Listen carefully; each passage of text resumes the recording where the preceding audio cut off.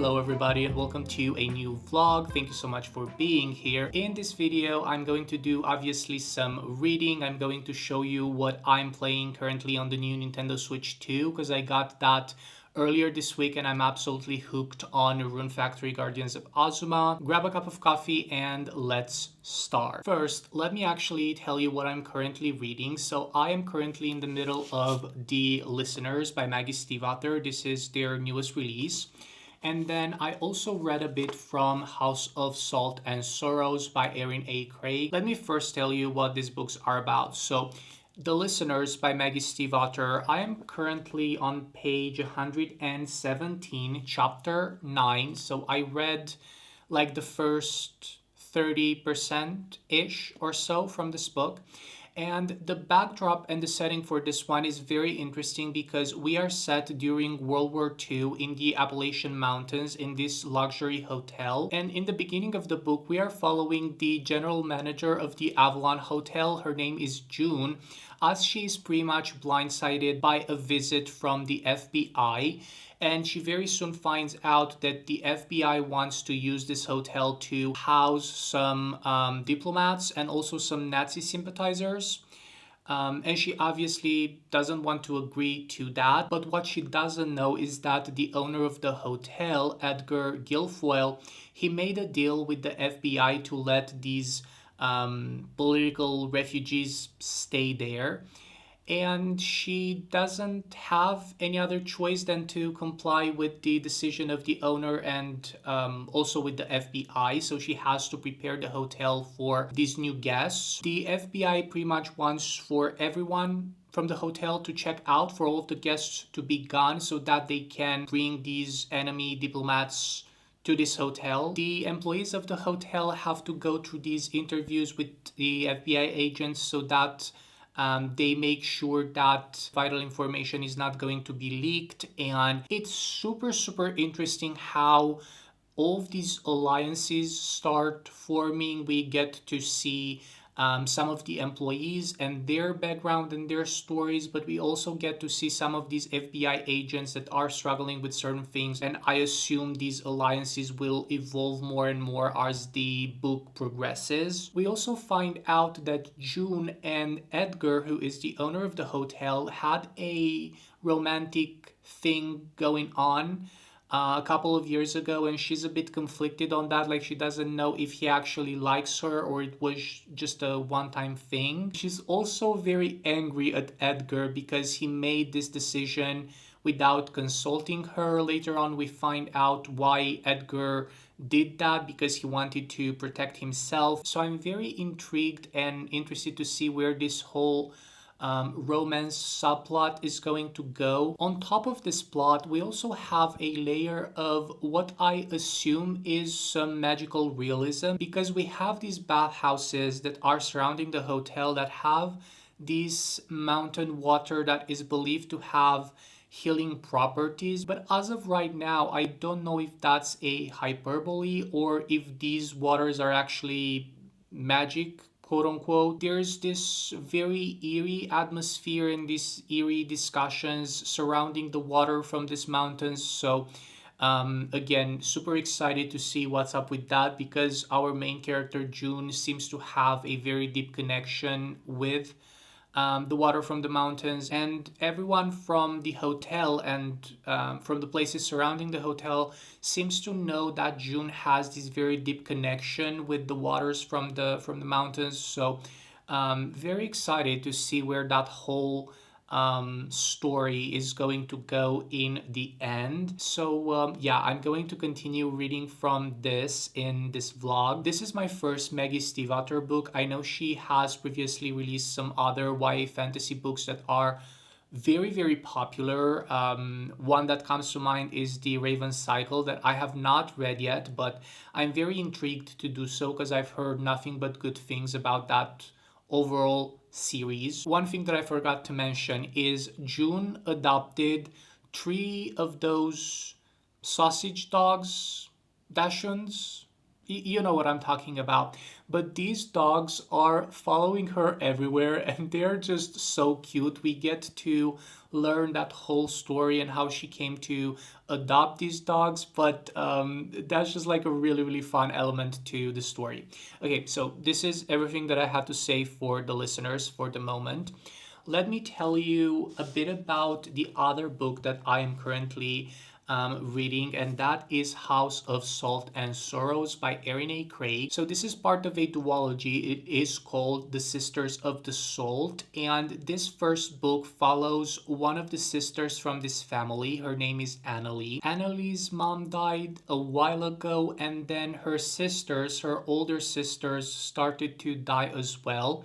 And the first scene in the book is actually the funeral of one of her older sisters. And obviously, this family is just in distress and it's just like very affected by these events. These sisters are continuously dying and they don't really know why that is. But the thing is, all of the deaths for the sisters and for their mom seem to be like normal, like there were just accidents or they were sick or stuff like that.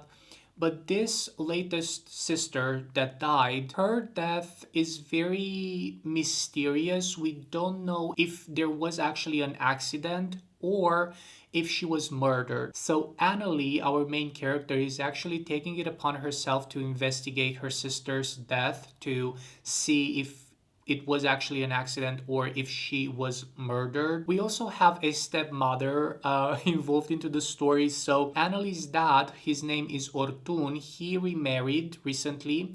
And at the beginning of the book, we find out that Ortun's new wife is actually pregnant with a boy. And this stepmother, I keep forgetting her name. I think it's something that starts with M, Morella, something like that. No, it's actually Morella. Okay.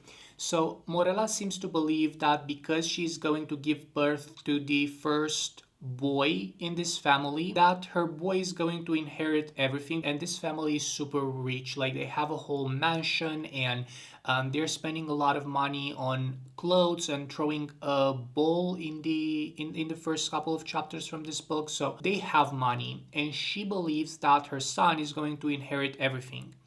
But the catch is the people from this island, I don't know if I mentioned this, but the whole action of the book happens on an island.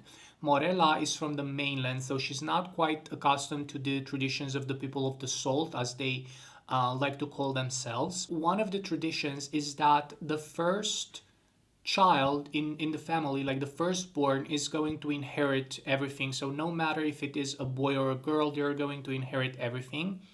And she's quite taken aback by this, but she seems to be very, very sweet towards the girls.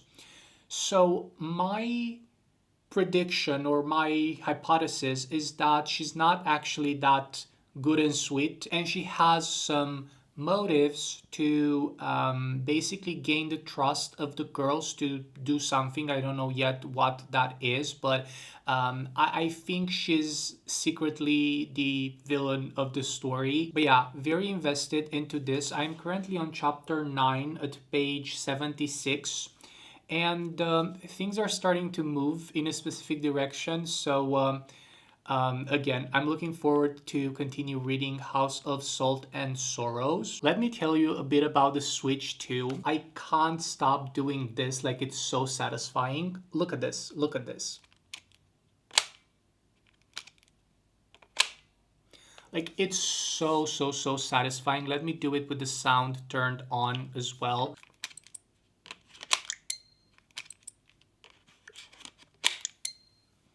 So good, so good. These new Joy-Cons are so much better than the first generation.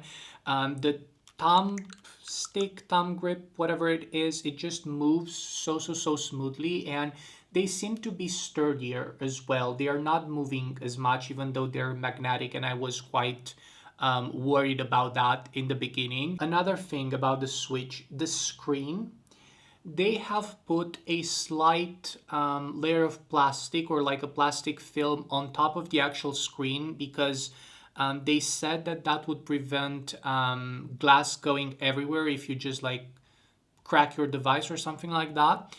And my problem with that is that the actual film protector seems to be scratching very, very fast.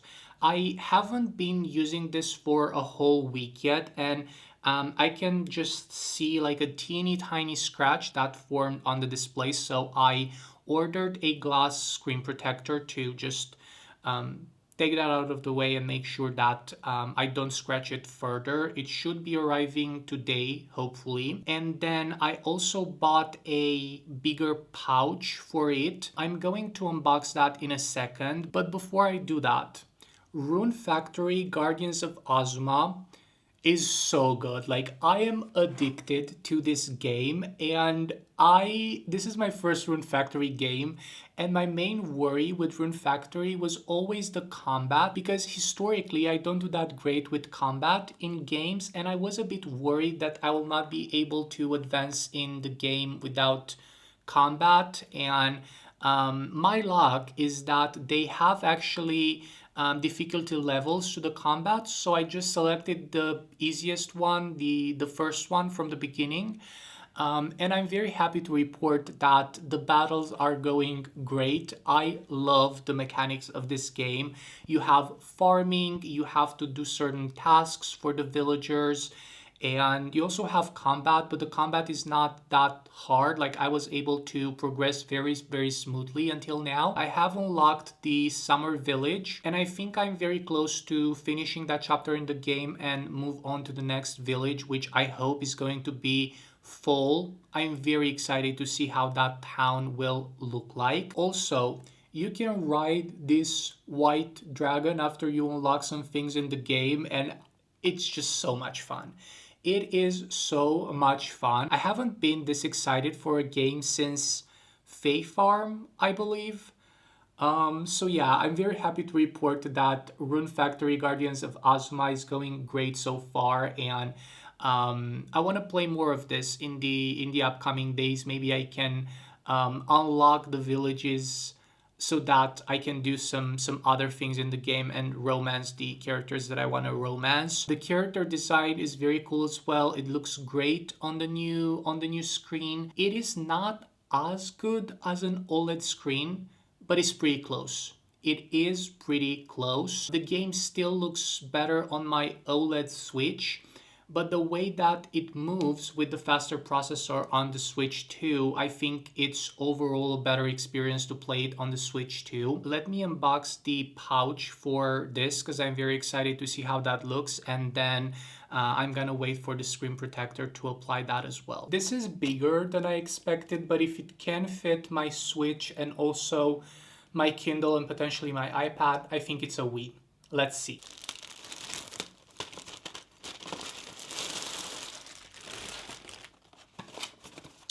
And it seems to have these two plastic tabs right here. Oh, okay. So this is the pouch. It has this like puffer jacket thing going on, and I think it looks pretty cool. Ooh, okay. So it has these pockets inside, and I believe this like bigger pouch here is designed for the Switch. Okay, so the Switch fits right here in this back compartment, and then let me see if I can fit my iPad in this. Ooh, okay. Okay, I think it would be best in the middle compartment, and then let's also put my Kindle here just to see if it can hold everything. Not bad, not bad. It has also this handle, although I will just like put it in my bag when I need to take this with me. But yeah, this seems to be really nice. It has this very like soft material. Oh, it also has a handle like on the side if you want to carry it like this or like this. Pretty cool, pretty cool. I also like the fact that they seem to be staying like flat when you don't use them, so that's a plus. This is nice. I'm very happy with this.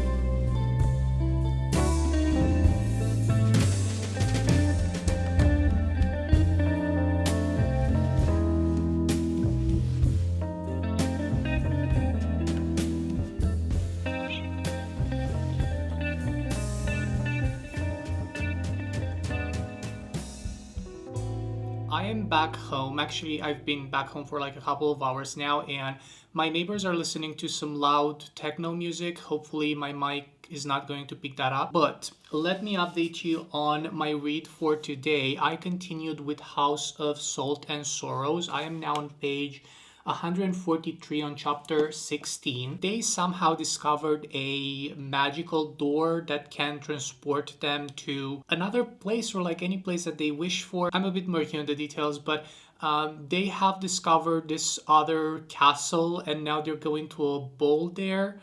Um, I do see where this is going, but I'm also a bit confused as of right now. I love the writing style, which I already knew because I read Erinne Craig's other book, The 13th Child, and I really enjoyed that one. I love the atmosphere of this island and everything's like surrounded by water. It is a bit darker in its motives and themes. So this is going great. From the previous clips, you also probably saw that I went to the bookstore today because I really wanted to get a book. I'm gonna show you in a second. But while there, in typical fashion, I got distracted by this other book. It's called Victorian Psycho, and this neon brat green is just like doing something to my eyes that it kind of makes me feel dizzy. And the synopsis of this book is on this inner flap that's just green. So this is going to be a struggle, but let me try to tell you what this is about. So it says England 1800s. Winifred Natty arrives at Ensor House prepared to play the perfect Victorian governess. She'll dutifully tutor her charges, tell them bedtime stories, and only joke about eating children. But the longer Winifred spends within the estate's dreary confines, and the more she learns of the what is happening? Like I see the line, but I can't read it.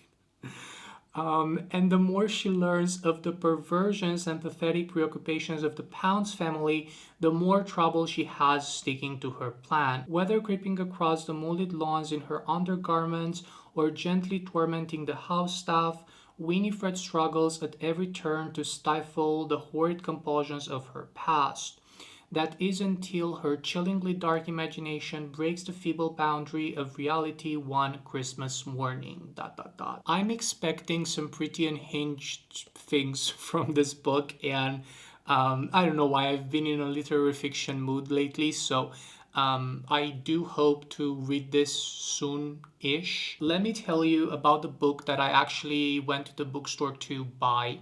So this is a bit of a personal goal for me for 2025 to start reading Stormlight, Archive by Brandon Sanderson, and I bought the first book in that very long series, and that is The Way of Kings. I've been eyeing to buy this book for a couple of months now, but I kept switching my opinions on whether I should get this UK version or the mass market paperbacks, the US versions that are like shorter and thicker. And this is already like pretty thick, like this could be a weapon if you're in a pinch. And I decided to stick with the UK versions just because here in Romania these are cheaper than the mass market paperbacks, which is crazy, but it's just how things are. And also these are easier to find than the mass market paperbacks. So I decided to stick with this. I also have the Mistborn Era 1 trilogy that I already have read last year in this like white spine design from the same publishing house. So I just think they're going to look really, really well together. So this is what I got at the bookstore today. Quick reading update before I go out. So I have finished House of Salt and Sorrows. This is the next day, by the way.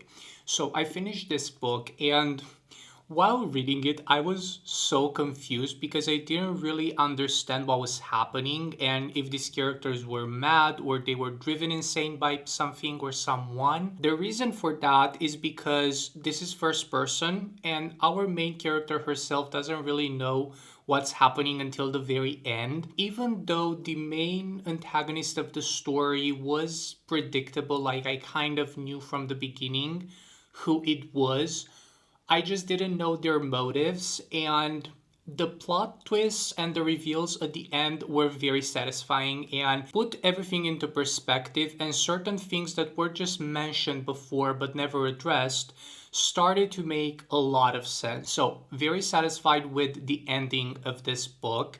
How we got there though, I think at times it dragged a bit, not too much, but I think this book could have been like maybe 50 pages shorter with some editing.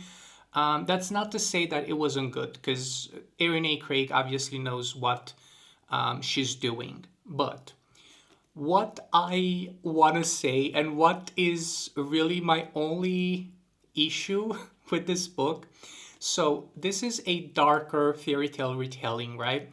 And I feel like with a story like this, Erin A. Craig could have went so much darker for the epilogue and the ending of this book, because very near the end, and this is like very mild spoilers, but towards the end, a certain character dies, and I just wanted for the story to end like that, in that very vague and maybe potentially one day something will happen with that character because we have that seed planted earlier in the book. But there's this kind of like continuation of the epilogue. Like you have the epilogue and then you have 7 months later, and 7 months later a specific event happens, and I don't know if it was needed. Like I think I would have enjoyed this book so much more if the epilogue was just the ending of the book and we didn't have that scene with 7 months later, because I think it would have suited the overall tone and themes of the book so much better. So I did enjoy this. I think the fantasy elements were well done, and the mystery element, even though, as I said, like the main villain of the story was a bit predictable from the beginning, how we got there and the explanations as to why this specific character did what they did, well, yes, it kind of makes sense. I am very excited to read the continuation of this book. It is called House of Roots and Ruin. Theoretically, I should read this month in June. We'll see if that will happen or not, because I have some other things going on. I do have a feeling that this one is going to be a bit better than the first book. So again, very excited to read this eventually, hopefully in the very near future. But yeah, now that I finished this book, I really want to go outside and I want to continue reading The Listeners by Maggie Stiefvater that I kind of neglected in this video so far. So I really want to get a coffee, or ideally a cold brew if they have it at this place that I want to go to. And yeah, I'm gonna see you there in a sec.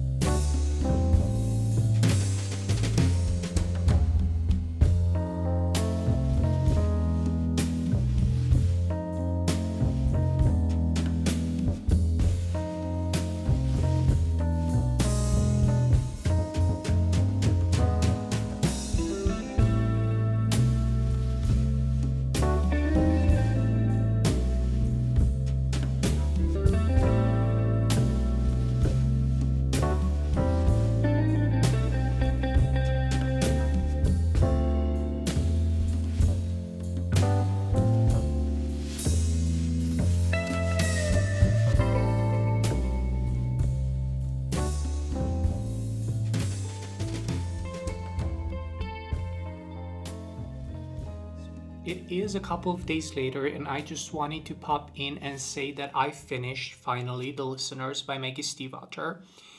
And I truly don't know how I feel about this because there were certain aspects of the book that I absolutely adored. But in the same time, after finishing it, it just left me with this overall feeling of disappointment.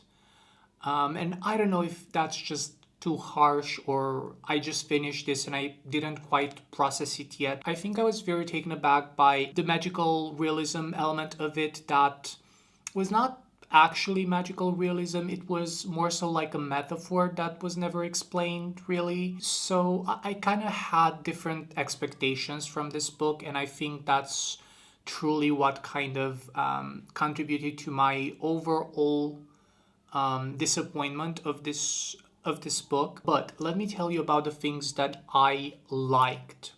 The descriptions of the places, of the nature that was surrounding the hotel were so vivid and beautifully crafted. I really, really like how Maggie Stiefvater is writing. And this book, even though not really for me, I think it made me want to pick up some of her other novels to see how she's handling YA. I know this is a very character driven story, and for the most part, we're just following these characters that are very morally gray and they have this inner turmoil almost because of what's happening in their world at this specific time, because again, this takes place in World War II. But also they pose questions of morality and what is good and what is bad, and who are they willing to help or what they are willing to do. I don't think this was my favorite story, to be honest. It's very atmospheric, but in the same time, it is very, very slow, specifically in the middle of it. Also, the dialogue between the characters felt a bit too modern for those times. Like, this is just how it came across to me. I might be completely wrong in saying that. I don't know why, but I kept picturing the general manager of the Avalon Hotel, who is our main character, June, as the general manager from the White Lotus season 2 hotel. I think her name was Valentina or something.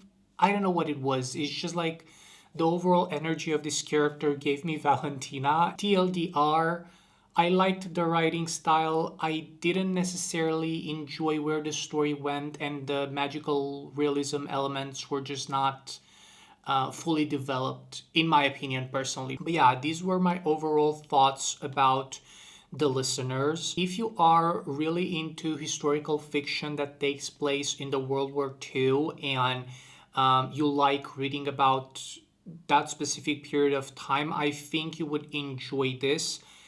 If you like slower paced books, if you want a lot of action, this is not the book for you, I don't think. That being said, I want to wrap up this vlog here. Thank you for watching. Thank you for spending a couple of days with me. Please let me know in the comments down below, what are you currently reading or what are you excited to read in the near future? And I'm gonna see you in the next one. Bye everyone.